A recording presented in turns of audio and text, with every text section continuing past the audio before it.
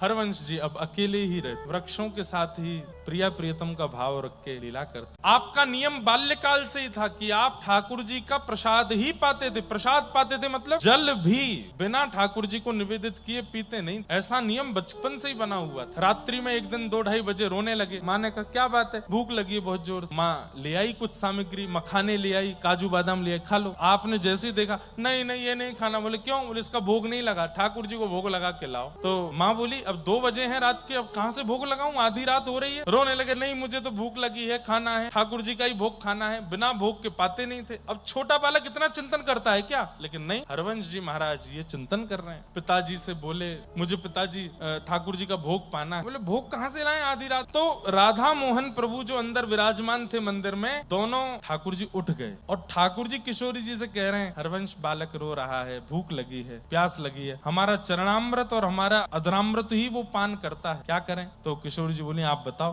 बोले श्री जी एक काम करो, सेज से नीचे अपने पैर लटकाओ। छोटे छोटे ठाकुर जी का विग्रह है और वो दोनों प्रकट होकर के आपस में पैर नीचे लटकाओ। और श्री ठाकुर जी जल लेकर के आए, श्री जी के चरण धो रहे हैं और श्री जी के चरण धोने के बाद फिर अपने चरण भी धो रहे हैं और दोनों के चरण धो करके सुंदर अपनी प्रसादी जल तैयार कर लिया। बंटा भोग लेकर के आए। ठाकुर जी के पास एक भोग रखा रहता है, उसको खोल के कुछ श्री जी को खिलाया, स्वयं पाया। 2 बजे रात में और दोनों बाहर पर्दा लगा था मंदिर का, मंदिर के बाहर सरका के रख दिए और घंटी जी रखी थी वो गिरा दी। जोर की आवाज हुई तो व्यास मिश्र जी और उनकी पत्नी दौड़ी दौड़ी मंदिर में गए तो क्या देखा कि ठाकुर जी का भोग नैवेद्य और जल दोनों रखे। अरे हम भूल गए होंगे रात में उठाना, इसीलिए बाहर रखे, लेकिन वास्तविकता तो ठाकुर जी ने ही पधरा दिए थे कि हरवंश बालक को दे दिए। आपने वही उनको पवाया।